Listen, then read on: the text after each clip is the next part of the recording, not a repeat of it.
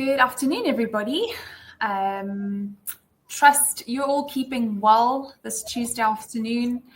Can't believe halfway through March already. It feels like 2023 only just started. So, yeah, a very good afternoon. Today we're going to be joined by our colleagues at Interface. They're going to take us through a webinar on doing the right things when it comes to your finances. For those of you who don't know me, my name is Daniela Borges. I'm one of the account managers at Kaelo. Hosting the webinar for me today is Head of Wellness at Interface, Liana Henning, and she is joined by Maria, their Key Account Manager and Facilitator, also at Interface. Thank you, ladies, both for joining me this afternoon. To everybody in the webinar, sit back, relax. I know these ladies have got a wealth of information to share with you, pun intended. Enjoy. Daniela, thank you so much for that warm introduction, and good afternoon to all of our attendees, wherever you might find yourself. I'm hoping that you've got something to drink, a nice cup of tea or coffee, or even a glass of water. Really sit back and enjoy the session. Maria, thank you so much for co-presenting the session with me. And if you could maybe just explain Menti polling to our audience, and then we can kick off with the first Menti question. No problem at all. Good afternoon to everybody. Thank you so much for making time. We know that everybody is busy. We appreciate it. We wanted to just keep the session interactive. So we are going to be using Menti polling today. If you know Menti polling, you know that it allows you to be anonymous. Those of you who don't know Menti polling, it's just a link you click through on, and then you let us know how you're feeling, what you're thinking when it comes to certain topics. Like I said, it allows you to be anonymous, so you can go ahead and give the most honest answer. I'll be keeping my eye on Menti and keeping my eye on the chat function as well. So if you do have any questions, any sharings or anything like that, you can write to us in the chat function. All you need to do to access Menti is click on the link I just pasted in the chat function. Keep it open. Every time we update our slide on our side, it'll update on your side. So you don't have to do it all the time. Those of you who don't have access to clicking on the chat function and want to use a device, a held hand device, all you need to do is just go onto www.menti.com. It'll ask you for a user code. The user code is 22793338. I'm going to paste that in the chat function as well. But just remember, as and when you go through the session, we would appreciate your input. Thank you so much, Liana. Over to you. Thanks, Maria. And just having a look at what word best describe how you are feeling today, I think we've got quite a mixed audience. I'm seeing responses like optimistic, I'm feeling grateful, feeling tired, happy, feeling blissful, energized, and the words, of course, keep on coming. And as you can see, it is completely confidential. Another method of connecting with us through Menti polling, of course, is through scanning the QR code. So please do feel free to participate. Just a fun way for us to engage with our audience. So while we're keeping this active and loving your responses, I would like you to start thinking a little bit and to reflect about 2022. Now, of course, when we think about 2022, my favorite movie comes to mind, and this, of course, is Forrest Gump. Why Forrest Gump? Because in this movie, he says, life is like a box of chocolates. You never know what you're going to get. I'm thinking about everything that we've been through in the last 3 years, really, since COVID and the pandemic started. My question to you would be this afternoon, did you achieve everything that you wanted to in the year of 2022? Now, of course, this could be a simple yes or a no or a sort of. So if you have participated in the first question, it will now refresh. And as you can see, it's giving you an opportunity to simply participate. So looking at our responses, many of you are saying, yeah, maybe, sort of. Some of you are saying, absolutely not. And we have some of our participants saying, yes, actually, I did manage to achieve what I set out to do. Now, I always like using the example, and maybe you've heard this, so many people say, we are all in the same storm. But the reality is, yes, we are all in the same storm, but some of us are in the storm in a canoe, Some of us are experiencing in a little rowing boat. Some are experiencing this in a yacht. So yes, we all have different experiences. So just by glancing at your responses, it looks like most of our participants on Menti polling is saying sort of. Then we've got no next up, and some of you are saying, yes, I did achieve. Now, if you're not participating on Menti polling, you can, of course, also participate with us in the meeting chat. I know Maria will be keeping an eye on that, whichever way you feel comfortable. But let's take a look and reflect for a second on 2022. Who could have guessed last year this time that there would be a war between Russia and Ukraine? And of course, that is still continuing, and how that is impacting our local economy and our local budgets. There were, of course, the floods in KZN, and that had a dramatic impact on so many South Africans. We know that the interest rate has increased around 7 times in a short space of time. And how is that impacting you if you've got debt commitments, load shedding continuing, creating havoc in our daily lives? In fact, I think it's around 130 days now where we've had load shedding every single day uninterrupted. Cost of living keeps on increasing. So, of course, today's session is not to depress you about our economic states, but it is about creating awareness and how we can manage our finances better when we are experiencing challenging times. Some of the other financial trends, of course, inflation, and this is one of the elements that is outside of our control. Now, you and I and all of us on this call today are consumers. So where do we feel inflation the most? Well, have you been to the grocery store? Have you noticed how few items you get, maybe for the money that you've budgeted for in that particular week? When we fill up our vehicles, when we get into public transport, we feel it. The price of petrol keeps on increasing. Electricity, it was predicted that the electricity increase would be around 18.65% earlier this year. That was paused, but who knows for how long. And the reality is that although we are paying this high rate of electricity in South Africa, we also need to find alternatives to keep the lights on. Maybe if you're working from home or even just relaxing at home, you might have looked at solar, you might have looked at batteries, generators, just to make sure that you can continue with your daily activities and routine. And where is that money coming from? Now, the reality is that many South Africans are unfortunately experiencing financial stress. But what would be some of the top reasons for financial stress, and is it within our control? So some of these reasons I definitely feel is within our control, such as too much debt, spending more than we earn, keeping up with the Guptas, the Joneses, the Radebis, the Labuskaghnis, and of course applying for loan facilities on behalf of a loved one or a family member, and ultimately becoming responsible for the payment. We know that very often when there's a family crisis or an emergency, many South Africans do not have savings or that in case of emergency fund to fall back on. I think the only 2 reasons on this slide where we've got very few control over would of course be job loss and the unemployment rate, and of course the cost of living that keeps on increasing due to local and global events. But it is important for us to focus on what is within our financial control. And yes, we might say, but load shedding is not in my control, inflation is not in my control, the cost of living, what exactly is within our control? So you need to have a look and see what are the things that's important to me, what is within my control, and what do I need to focus on? And very often, you know, when I ask the question, did you achieve what you hoped to achieve?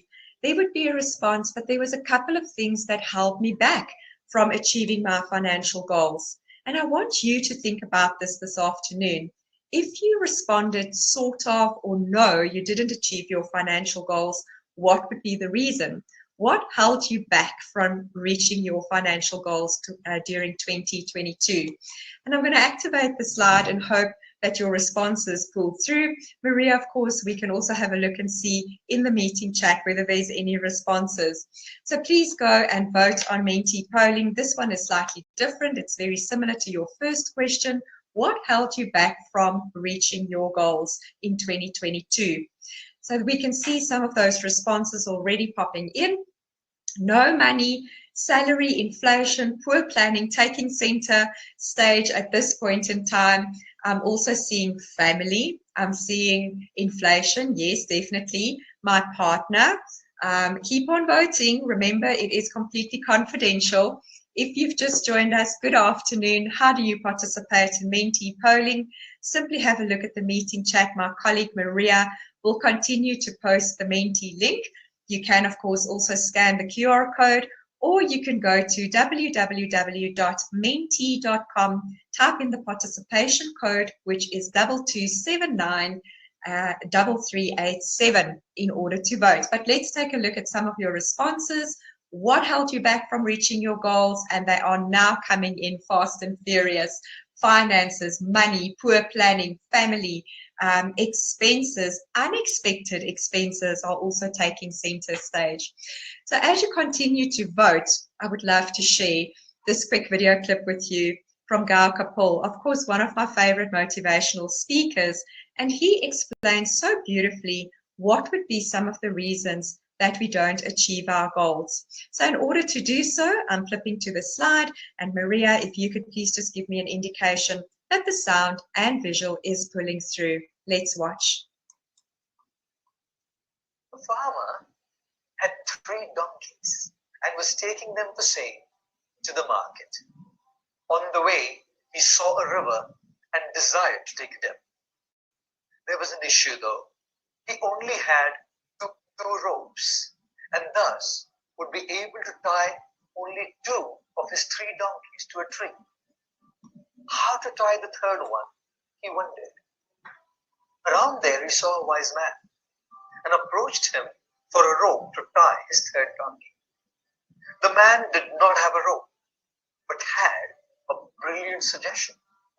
He told the farmer, tie the 2 donkeys up to a tree with the ropes you have and make sure that the third donkey is watching.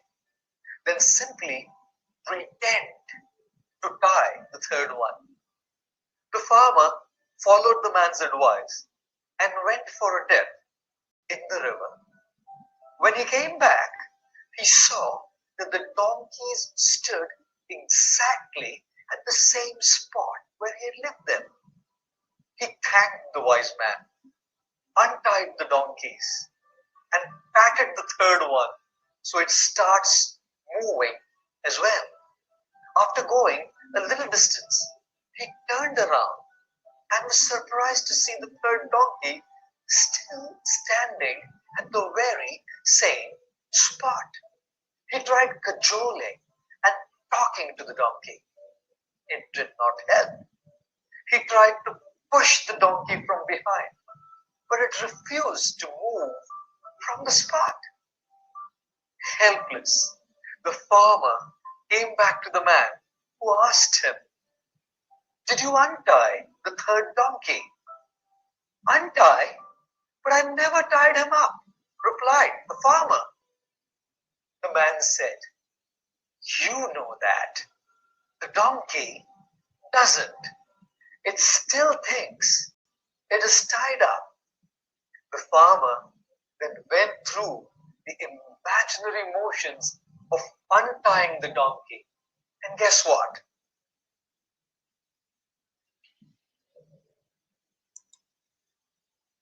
The farmer. Apologies, it seems like there was a break in transmission of the video, so I'm just going to go back to the spot where the break came in. "But I never tied him up," replied the farmer.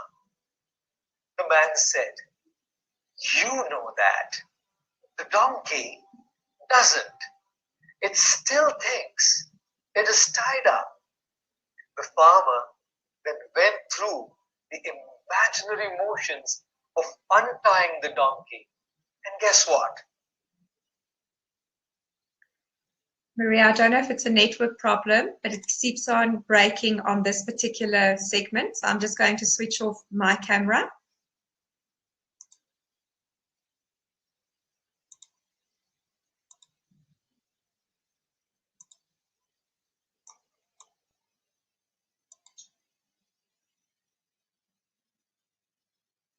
It seems like there is a bit of a technical problem. Maria, can you still hear the video?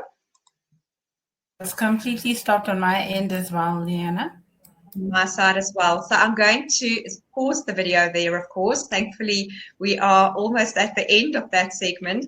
But what it really is just all about is that what is holding us back? Is it maybe a real reason, or is it something in our mind that we think is holding us back? And how do we actually identify this? So what would be the reason? What is holding you back of reaching your financial goals? Is it maybe your thoughts and feelings around your current financial position? Is it maybe that you're saying, I simply don't earn enough? What is your attitude? Is it a positive attitude, or is it a negative attitude? Is it maybe the lack of money activity?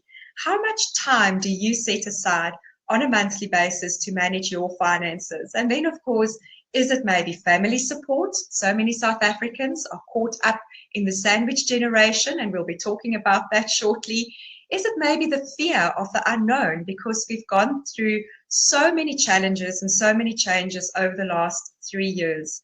What about the things that's outside of your control? And we've touched on that, whether it is inflation, whether it is interest rates, but it all comes down to what you are focusing on. And this afternoon, I would like to introduce the concept of the 3 A's to you. And that is, of course, what is your ability, what is your attitude, and what is the activity that you need in order to manage your finances? And if you've got the 3 A's in place, the T will then, of course, and the success will then, of course, follow. So minus the T would be things that are outside of my control. Maybe it is your money habits, your reasons, or some of your excuses. Now, the very first thing I would like us to focus on this afternoon is understanding the ability to make informed financial choices. So do you have the skill to make those financial decisions? Do you know who to speak to? Would you maybe say, and I noticed on one of the mentee responses, someone said, my partner or my family held me back. Is there an opportunity for you to have those money conversations and to grow together in order to achieve the money skills that you need to achieve your financial goals? I've got another video clip I would like to share with you, and I think in order to do so, I'm going to switch off my camera just to ensure good network quality. Let's watch.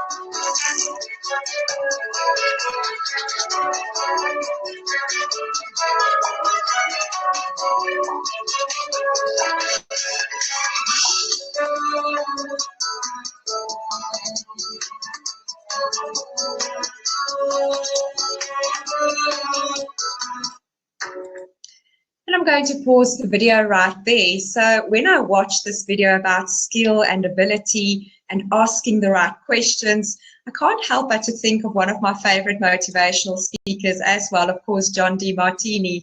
And he always says the quality of your life depends on the questions that you ask. So do you feel that you're asking the right questions in order to improve your skill and, of course, your capability to manage your finances effectively?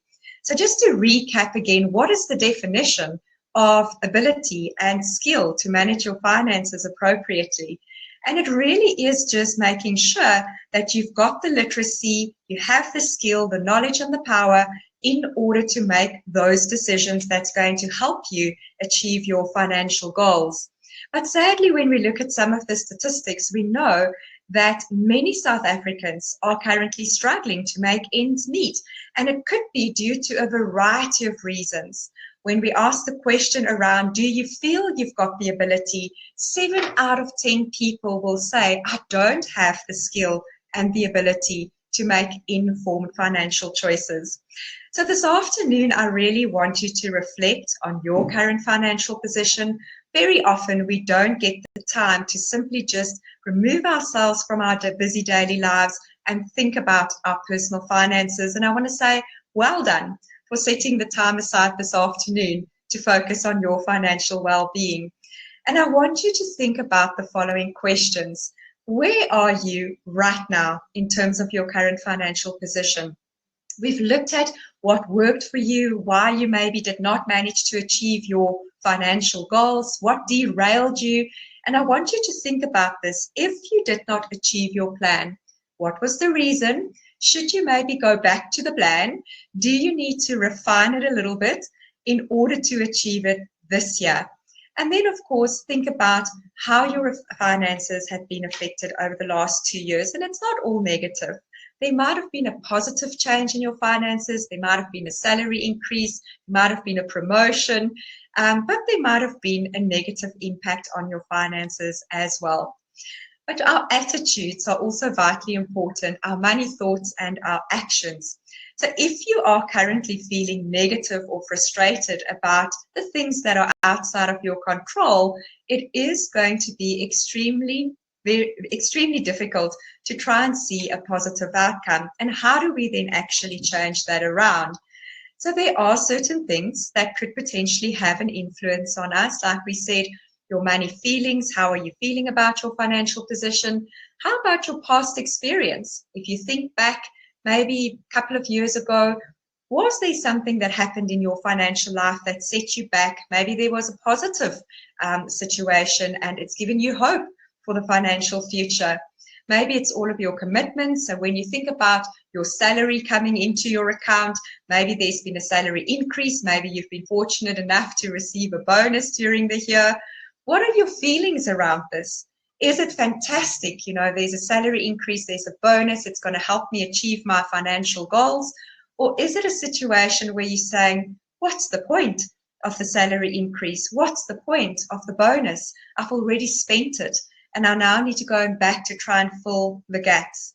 So very often we forget about our financial habits. We forget about our money beliefs and our money personalities and the impact that this could have on our financial journey. Yes, we are exposed to a lot of information, a lot of social media, but are we actually taking the positive out of it to help us achieve our financial goals that we are hoping to achieve? And then, of course, there's also such a thing as money worries and challenges, some of those hurdles and mistakes and things that are certainly outside of our control. But very often in coaching, we ask the question, do you feel that the reason why you haven't achieved your goals is maybe because there's a money excuse, or is it a real reason? Now, Maria, I know that you've also come across this question quite a lot in the past. Can you maybe explain to our audience the difference between a money excuse and a money reason? This doesn't make me very popular, as you would know, Liana, because differentiating between a money excuse and a money reason make people feel like we're getting a little bit personal. So the main function of a reason is to justify, give an explanation of what happened. A reason will imply, there was a certain fault which can be fixed, and an excuse is just really pushing the buck, like I didn't get to it, and you try and kind of defend the fault at that. So just a quick example, if you say to somebody who committed, by the way, in a coaching session, to say they'll save 200 rand, and you ask them, so what happened to the plan? And they'll say, you know what, my sister phoned me, her baby was sick, so then I gave her the money instead. However, I am going to actually start saving maybe 400 next time because I've made, space in my budget to do so. Now that's a valid reason. Then somebody will say, yeah, but I did try to save, and then you remember the petrol went up last week Wednesday, and you think that was inevitable, it was going to go up anyway. So the plan was, we're saving 200, and what did you do? So it must be something where you understand that with reasoning, I didn't do it. There was a reason why I didn't do it, but what's the plan after that? When an excuse, it's just literally just moving and pushing sort of the responsibility to somebody else or something else, unfortunately. Couldn't agree with you more, Maria. So definitely some of the money excuses that we see through financial coaching would be, but I don't earn enough, the economy is bad, I don't know how to manage my finances, and I don't have enough money to have an investment portfolio or to make sure that my loved ones are protected. So if anything should happen to me, what would be the outcome? Some of the reasons, and I think some of the real valid reasons that we've seen over the last couple of years, is that all of a sudden there's more family responsibilities and family support. There's been a reduction in my income. That's a real reason. Maybe a family member have passed away or lost their job, and there's more financial pressure on the loved ones that stayed behind. So all of this really could be a reason why we are not achieving our financial goals. And I really want our audience to reflect this afternoon and think about this. Do you have a money reason, or do you have a money excuse? So now that you've got some clarity on what an excuse is and what a reason is, I would love to hear from you on mentee polling. Would you say it's an excuse, yes or no? Or are you maybe still in between? I'm not sure if it's an excuse or whether it's a reason. And I can already see some of our responses pulling through on mentee polling. So please remember, if you've just joined us and you would like to participate, all you need to do is simply click on the link, which Maria will continue to post in the meeting chat. You can scan the QR code displayed on the screen, or you can simply go to www.mentee.com and use the participation code. So glancing at our responses, it seems like most of our participants are saying, yes, I've got a money excuse. Some of you are saying no, and some of you are saying, I'm still not sure whether it's an excuse or whether it is a reason. So I'm going to keep this active. Please continue voting. And I think one of the reasons that we've picked up through financial coaching is, of course, budgeting and family support. And I really want you to think about this. And there's so many different labels to this. Some people refer to it as black tax. Some people say I'm part of the sandwich generation. Some people are saying it's the rainbow tax. But what it really comes down to is simply earning the income, supporting family members, whether it is elderly parents, siblings, extended family, and the squeeze in the middle is becoming increasingly tight. So Maria, I know we often use the example, meet Joe, who is working, he's earning an income, and he finds himself in this situation where he is supporting extended family, and he's really wondering how he could actually navigate through this. He still wants to continue supporting, but he needs to set certain boundaries. What type of guidance, could you perhaps give Joe when he needs to have this conversation about family support? So I think family support requires quite a bit of communication. We always will say to people, you can't give what you don't have. And if your family doesn't know that you don't have or you cannot afford, then that causes tension. So the first thing Joe must do is try and be honest, have a conversation. You need to manage the expectation of the people that depend on you. So you need to be able to say, firstly, can I afford to assist, the next person?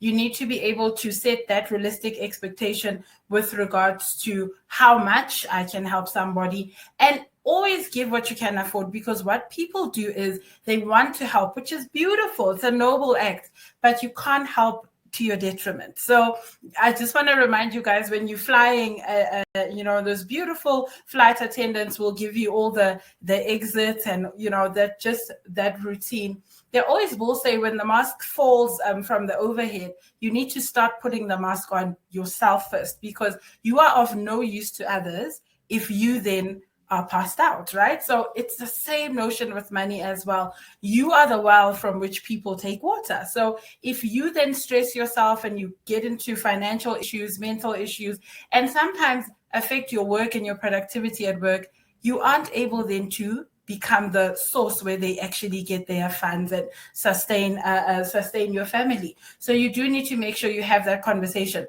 Very interesting to see when we have a conversation with people who are going towards retirement, they will blatantly say to you, my retirement plan is my children taking care of me. So this, black tax or family tax or sandwich generation, whichever term you refer to it as, is really quite complex. So we do definitely support, our clients with regards to having that tough conversation. But I will always say, be honest, Joe. There's nothing that beats honesty. You have to definitely be honest with your family. Maria, I agree with you. And talking about money is not necessarily sexy, but it needs to be hot.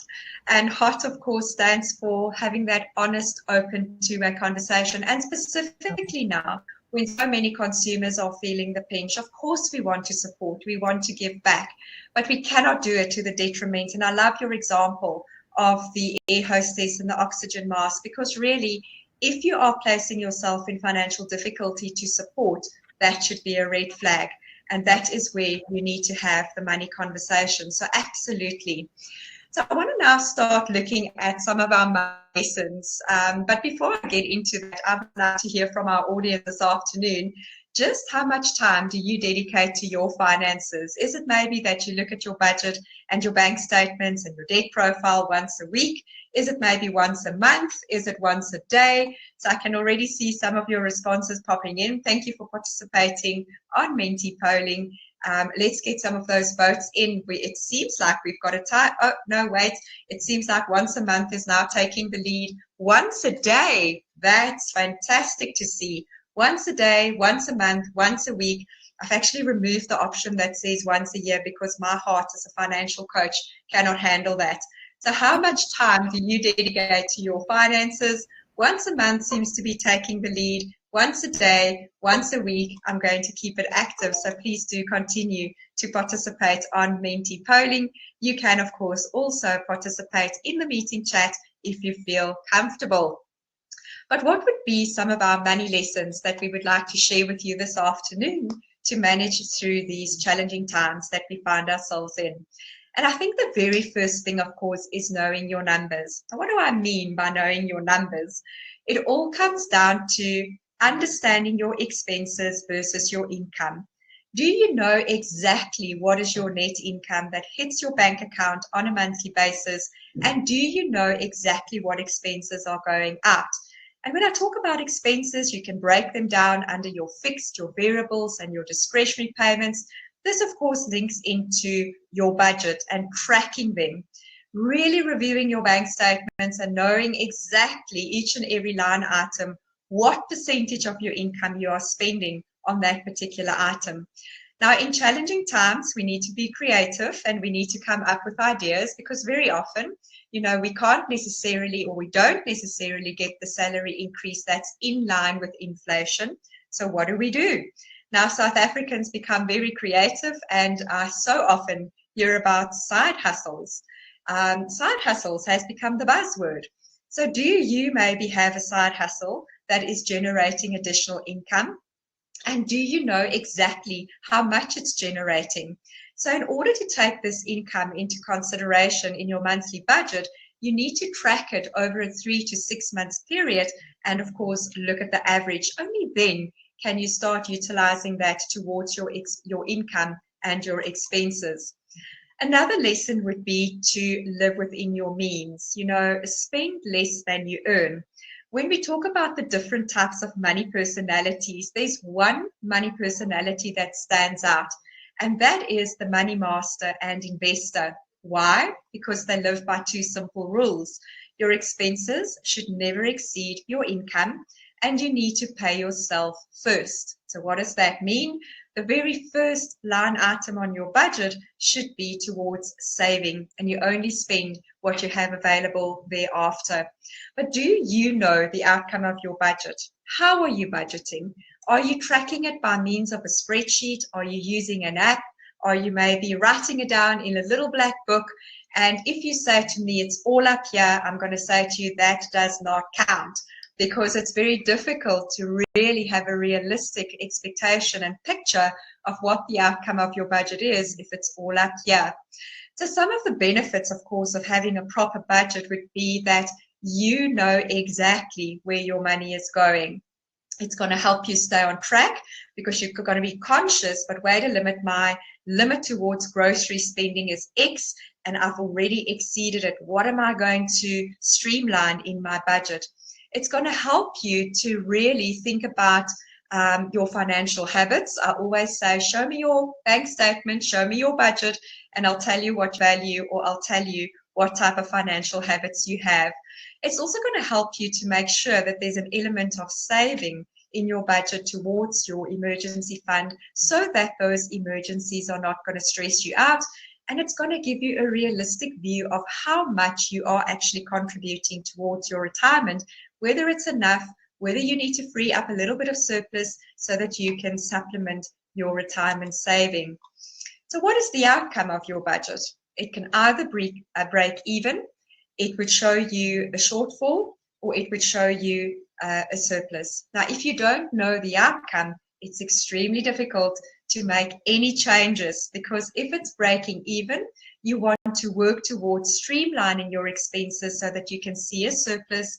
And of course, if you are seeing a shortfall and it's starting to impact on your ability to pay your monthly commitments, that of course is a real concern.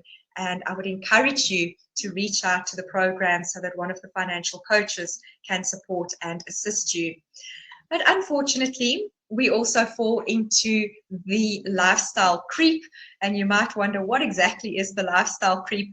So if you've been fortunate enough to receive that salary increase, what have you actually done with that increase? Because very often when there's a salary increase, we already think about, oh, my credit card limit could be increased, my overdraft limit could be increased, so I'm going to finance that more expensive vehicle. Now, nothing wrong with wanting to improve the standard of your living, but maybe we should first focus on settling what we have with that salary increase, have a look at the existing debt, try and eliminate the debt one by one so that you can free up more surplus cash and spend on your saving. So really, it's all about what we spend our money on. Is it that we're keeping up with the Joneses, the Redebies, the Laviskachnis? And what can we actually do with that increase or that bonus or windfall that is going to help us achieve our financial goals more effectively? So this really brings me to our money lesson number 3, and it's all around awareness and saving on your expenses. Now, times are challenging. We all know this. We all know that the cost of living keeps on increasing. Maria, I wonder if you can maybe share with us. I know that many consumers, specifically coming out of COVID, being used to working from home, now all of a sudden moving back into the office space, getting into their cars, visiting clients again, we need to start focusing on our petrol cost. What have you picked up in, these sessions as a concern, and what type of tips can we maybe share with our audience this afternoon around the petrol cost? So first and foremost, just to give you guys a little bit of a giggle, I'm probably one of those consumers that has been affected, but just, nothing that has to do with money, is figuring out the right time to leave the house or the office in order for you not to be late, because it was just hopping from one meeting to the other without even getting up from your desk. So firstly, time is a problem, but obviously that doesn't cost us much. But in terms of petrol, people are now experiencing high petrol costs, so they have to come up with clever ideas of, are we actually going to be in a lift club? People are experiencing that there's quite a bit of potholes on their routes, so their tires are becoming a problem, where they're experiencing that you pop a tire and it's a lot of money you didn't budget for. So there are a couple of expenses with being on the road that will come up when it comes to these things. So we usually say to people, try and avoid things like, going on routes that are unplanned, for one, because you need to know where you're going. You avoid a lot of traffic and you get there sooner, less petrol, right? And then if you are an office-based person, try and find people within your area that you guys can actually lift club with, and then you can alternate cars from time to time. This way you're saving on the wear and tear on your car, but you're also saving on petrol. And another thing is social events. If we're all going to the same place, why must we all arrive in different cars where we could do like a little bit of a lift club also on the weekends? Because people will associate lift clubs with just going to work. We can do the same on the weekends as well. Try and plan your trips way ahead of time and ensure that you're avoiding long routes, traffic-filled routes, and also just using your car all the time when other people are going to the same place. So little clever ways that you can actually save on petrol costs. Absolutely, Maria. And I'm so glad that you mentioned the social trips. I know we are both parents, my kid's slightly older than yours. But of course, I've noticed how often over the weekend my daughter will say, "Oh, Mom, I need to be here." And then the other daughter will say, "But I need to go here." And it might be in different directions. So it's definitely forced me to look at what would be the plan over the weekend. How can we streamline our traveling so that I don't find myself jumping in the car 4 or 5 times going into different directions? And I'm sure you are experiencing something similar with your kids, with all of the events and activities that we need to plan. So I think it's just about planning. That for me is the key word. But sadly, we also need to think about the increase in food prices. I've mentioned earlier on that, you might have a specific limit for your grocery shopping, but how less items you are getting week on week when you do your grocery shopping. I've got 2 girls, and yes, they are growing, but my goodness, I do my grocery shopping on a Sunday, and then by the Wednesday, they'll say, "Mom, there's nothing in the house." And I would say, "But I don't understand. I did grocery shopping over the weekend." But of course, we've got to keep in mind that we do need to adjust our shopping limits on a regular basis, because the food prices have escalated so dramatically that we are going to get less and less items if we don't adjust our shopping limits. So some of the ideas that I would like to share with you when you do your grocery shopping, how can we plan around this to make sure that we still get the items that we need? How about setting up a meal plan? So planning your week in advance, what's going to be for lunch, what's for dinner? Are we, who is at home during lunch and dinner? How about, because one of the items that's really quite expensive these days would be purchasing meat. So maybe we could do like a meatless Monday, or you could do 1 or 2 days in the week where you don't have meat, and see what impact that has on your grocery limit.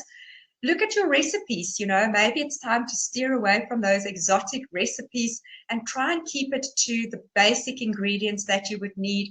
Use your fruit and veg that is within the season, because if you need something for a recipe that's out of season, it might actually cost you double. Have you noticed that when you do your grocery shopping on an empty stomach, that everything looks good? And by the time you unpack your items at the till point, when you look at it, there might be a lot of items that's not necessarily needed to create, supper or breakfast for the next day. It might be luxury items. Check your stock before you go shopping. Make a list. Shop with intent. Have you found yourself in a scenario where you think you need certain items, you pop it in your basket just to arrive home, noticing that, oh, actually, I do have 3 packets of spaghetti, but I don't have bolognese sauce. Now you can't prepare dinner. You might also want to consider what is working for you, weekly shopping or monthly shopping, and what would be the benefits. Now, I've swapped from monthly shopping to weekly shopping for a number of reasons. But I think when you do the weekly shopping, obviously it's shorter trips to the shop. You need to have a list. You need to have that meal plan so that you know exactly what items you're going to need for that particular week. And then, of course, it also leads to not wasting so much. Yes, there are certain items that you can shop for monthly, maybe your cleaning material, the stuff that's not going to go off. But really, I think also your shorter trips to the store would make a big difference in terms of what it is that you need. And have you noticed that around mid-month, there seem to be more specials in store where you would get 3 items for the price of 2. And maybe we should even start planning our meals around the specials in the store. Just something to think about. How do you do your shopping? Is it online or do you actually go to the store? Now, if COVID had taught us anything, it's that so much can be done online and virtually. Here we are this afternoon having a virtual session. But definitely look at the benefit for you. If you are purchasing online, what works best for you? What I enjoy about online shopping is, yes, you've got your dedicated list, you pop them in the cart, but you can also see your running total. So if you see that you are exceeding your weekly limit, you can quickly go and take those items from your cart, compared to where you might be embarrassed at the till point when you are exceeding your limits and you've got to take some of those items out of your basket and leave them aside. Do you have the discipline, if you are doing the in-store shopping, to only shop what you have on your list and not to be tempted as you walk down the aisles to pop in those unnecessary items? So really have a look and see what is going to work to your benefit. Then, of course, are you making use of your rewards? Most stores have got reward cards, whether it's your discount card, your W, your extra saving, your SPAR, your macro card, and how are you utilizing that? So the other day I was in discount. I had to buy a gift for my daughter. She was attending a 21st, and the lady said to me, "Oh, Mrs. Henning, you've got X amount of cash available on your card. Would you like to use it?" And I said, "What a bargain. Yes, this gift is not going to cost me anything. Do swipe away." So whether you are building up those loyalty points and you then use it when you need to buy expensive items that might not necessarily be in your weekly budget or your monthly budget, start using those cards to your benefit. Then, of course, look at what you are putting into your basket. Is it luxury items? Do you know how much you are spending on luxury items? You know, if you are packing lunch boxes, whether it is for yourself or your children, what is going into that lunchbox? How much is it costing you? And if you had to cut out all the luxuries in your basket, what would your grocery bill come to? Now, I'm not saying we should not enjoy the hot chocolate or the ice cream or whatever it is, but maybe just plan around that and make sure that you are first covering the essential expenses before you actually focus on those luxury items. And then, of course, we need to look down your financial road. At the beginning of the year, what type of expenses might be coming your way? Are you thinking about moving home and you need to cover those expenses? Are you thinking about maybe there's a medical procedure that you need done and your medical aid does not cover it and there's going to be a gap payment? Maybe you even had a child starting with university or high school or primary school, and there was a big expense in terms of stationery and uniforms. Plan for that in advance. Don't be blindsided by that big expense and then you don't know how to cover it, or you're swiping a credit card or a personal loan in order to cover that.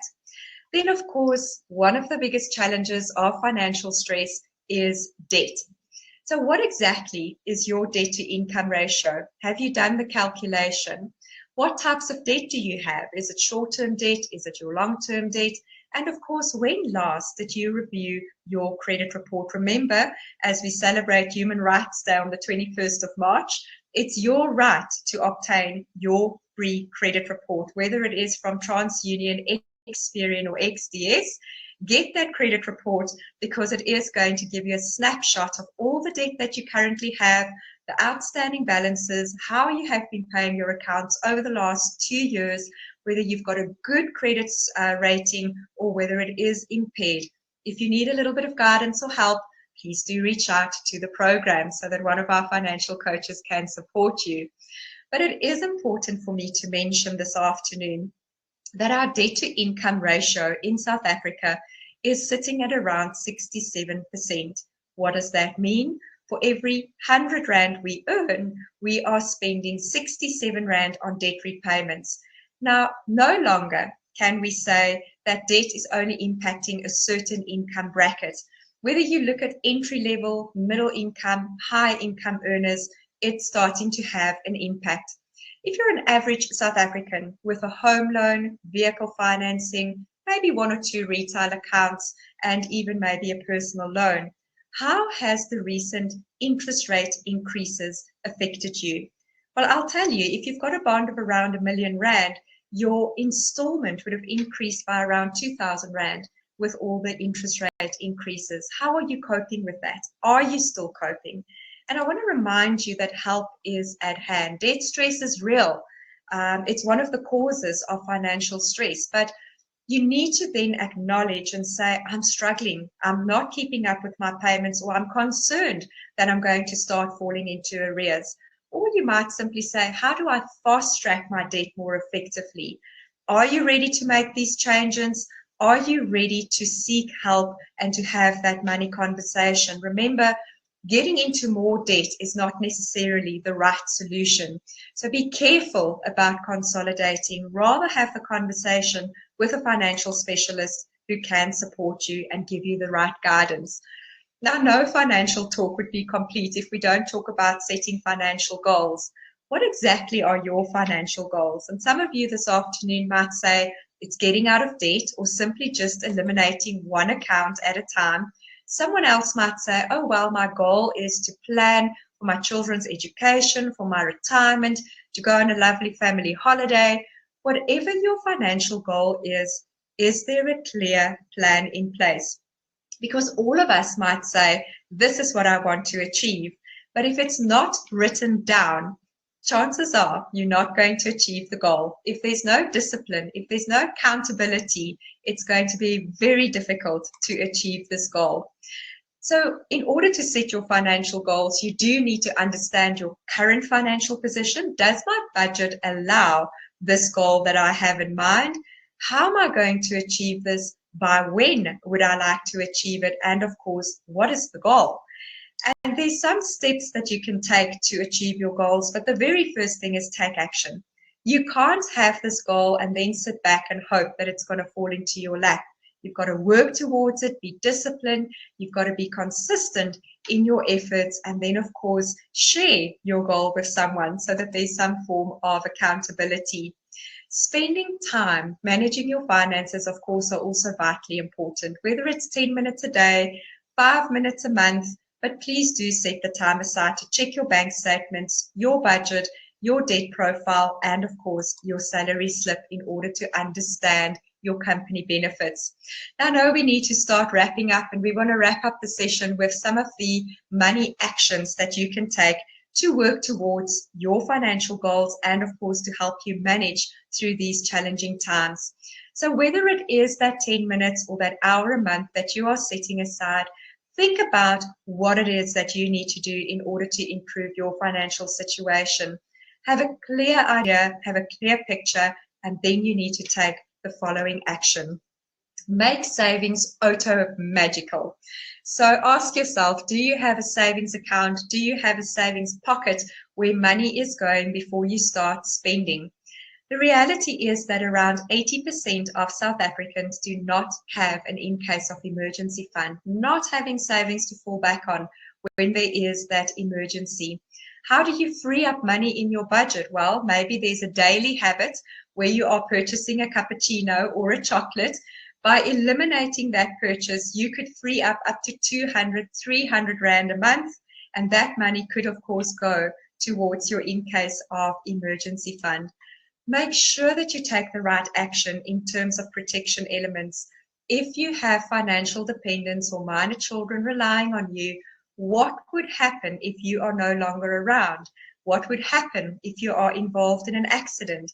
What would happen if you arrive home this afternoon and you open your front door and you've been burgled and all of your valuables have been stolen?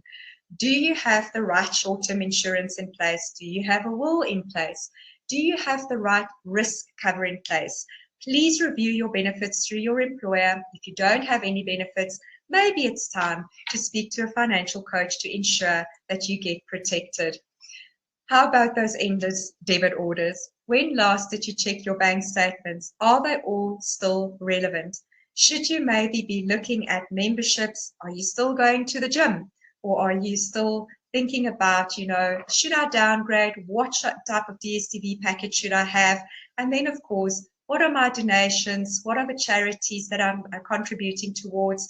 How much is my cell phone contract costing me? And of course, make sure that it's all relevant. Maybe you can just minimize or streamline some of those debit orders. Then, of course, as we start wrapping up with our action points, think about your financial future. How many paychecks until you go on retirement? Is it going to be the time of your life, or is it going to be a race between death and bankruptcy? Now is the time to take action. Have the discussion. What does your retirement portfolio look like? Out of every 100 people on this call today, 47% will be forced to continue working. A high percentage of people will rely on family. Some of them would even have to think about working way beyond the retirement age of 65. Only 6% will be financially independent. Where do you see yourself, and how are you going to achieve this? Life is filled with highs and lows and ups and downs. Remember to plan for that unexpected event, whether it is through your in case of emergency fund, whether you are putting more funds into your home loan. If you do have a home loan, make sure it's an access facility. And while the funds are in that account, of course, it's working for you. You are reducing your outstanding balance, the debit interest, the repayment term. But if you have an emergency, you can tap into the funds that you have in that particular account. And I want to wrap up by saying, do you have a will in place? Is it up to date? Do you know who the executor of your estate is? Do you know what the cost is associated when dying, and how will your estate actually cover this? So these are the types of questions you need to ask yourself in good times, in challenging times. Take control, have the right money conversation, and of course, up your skill and ability in order to make these informed financial choices. So remember that through the program, financial coaching is available to you. It's at no cost. It's completely confidential, easy accessible, no matter where you are in terms of your financial journey, whether you are single and starting out, thinking about commitment and the financial responsibilities. Maybe there's a baby on the way, or you're feeling like you're the bank of mom and dad, or you're caught up in the sandwich generation, counting down the paychecks until you go on retirement. Have the money conversation so that we can help you make informed financial choices. And Maria, that's sadly our time with our audience this afternoon. So of course there are certain access points. So on the screen, please do make use of the access points if you would like to connect with the program. This is how you can do it. Daniela, thank you so much for inviting us to the session. I'm hoping that the audience found it insightful. We will, of course, stay on the line. Just if there's any questions, Maria, I'll ask you just to have a look at the meeting chat. And if there's any questions that you would like to draw my attention to, let's address them. So I think general housekeeping, because people are asking, am I going to get the slide deck? Yes, you are. Daniela, if you could kindly explain how they're going to get the slide deck, because people want a copy. Yes, certainly, Maria. Thanks. So the session will be or has been recorded. The recording of the session will be made available on the Kaelo website. You'll see I've put the link in the top box. Along with the webinar recording, I'll put together a toolkit with all the pointers made in the slide. So it won't be exactly the slide deck, but it will be the same information. So you can access it through there. It should be up in about a week. Awesome. Thank you, Daniela. Just another quick question that I found very valuable. Cindy so wanted to know, what do you mean this is free? So this is accessible through Ask Nelson, and it is definitely free. There's no catch. There's no surprise cost at the end of the day. So as you usually use Ask Nelson and you speak to the professionals that take care of the head and the heart, we've got the pocket sorted out. So you can dial in, you can send through a message. All these channels that you've got in front of your screen, you can utilize. And if you want to speak to a financial coach, choose that option for finance, and it's definitely free. We do have, financial coaches that are generalists. So we don't sell any products, and that's why, because people are thinking is there a catch? There isn't. We don't sell any products. We do give guidance. We do give as much information as possible, the skills and the tools, and you are very welcome to use other service providers if you feel, but don't knock it till you try it. So there's no catch. It's definitely for free seeing this one. And then I've got one last question, but it's similar. So we won't email the slide deck, but Daniela will definitely make the link available. Guys, please check the website out after about a week or so. Then we'll put up the recording and the slide deck. Is there So Maria, there will be a link emailed out to everybody. Oh, awesome. That is great. So to the whole group that RSVP'd, right? Everyone that registered for the session, whether they attended it or not, will receive it. Okay, wonderful. I think that was it in the chat function. Everything else we did attend to privately. But yeah, I want to add to your statement about connecting through Ask Nelson, Maria. I just want to emphasize that it's also available to your dependents. So not only is it free to you, but anybody who is either financially dependent on you or lives under the same roof as you, they can also access the service free of charge. Awesome. And one question for Liana. Liana, Jackie just wants to find out, it's Jack actually, I'm sorry about that, Jack. Jack wants to find out, what are the dangers, in your opinion, of consolidating debt? Thank you, Maria. I actually noticed that question. So, Jack, in my opinion, consolidation is a fantastic solution if the consumer has got financial discipline. So in all the years that I've been involved in financial wellness, and it's close on 28, I've seen so often where consumers would opt for the consolidation function, and it's great for the first couple of months. So if you've had maybe a couple of retail accounts, personal loans, credit cards, it's consolidated through the bank or the institution into one loan. You only make one payment, and there's only one credit life policy linked to it. So there's an immediate saving. And also I need to add, it's only a saving if the interest rate on the consolidation facility is lower compared to what the individual interest rates were. But what happens is that if the consumer is not disciplined, they still have access to further credit. So I've seen so often where the consolidation facility is approved, and within a couple of months, consumers fall back into the old habits where they start utilizing credit cards again, personal loans again, which really places them in a worse financial situation. Why? Because now they have the consolidation facility they need to pay, and they've got the short-term debt they need to pay. Then the income is no longer sufficient to cover the consolidation plus the short-term debt, and it becomes a massive concern to the consumer. So absolutely, it's got its place as long as the consumer is disciplined not to fall into the trap of obtaining further short-term debt. I hope that answers the question. Thank you, Liana. I think it definitely does.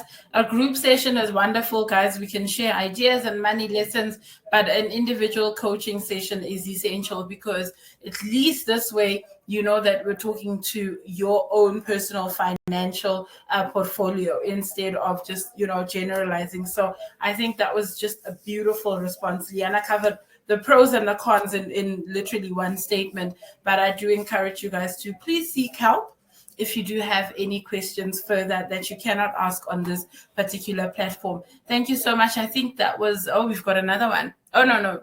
Jack said, thank you. You nailed it. Jack, I feel like that was a trick question because you said she nailed it. But thank you very much. That was a very, very good question to ask. And that's just about it, ladies. I don't think there's any more. That was the last one. If that is it, I just want to send a warm, heartfelt thank you to both Maria and Liana for the session today. I can see from the thank yous that it hit the nail on the head for a lot of people. So very grateful for you to be here today, or very grateful to have you here today. If there is anybody else who does have any questions, I am going to pop my email address into the chat box. You're welcome to send it through to me. I'll send it through to the team. Likewise, if you have any recommendations that you would like for any future webinars, please also pop that either in the chat or straight mail to me. Yeah, have a look out. The webinar for next month will be released on the 1st of April. So there'll be an email going out for that one. Otherwise, we look forward to seeing you in the next webinar. Liana, Maria, many thanks. Everybody on the chat, go well, be kind and stay safe. Thank you so much. Thank you for having us, and thank you for the awesome engagement in the meeting chat and, of course, on Mentee polling. It was a pleasure presenting to you this afternoon. Maria, as always, thank you so much for being my co-host. And until we see each other again, stay healthy, stay safe, stay blessed, everybody. Take care. Bye, everybody.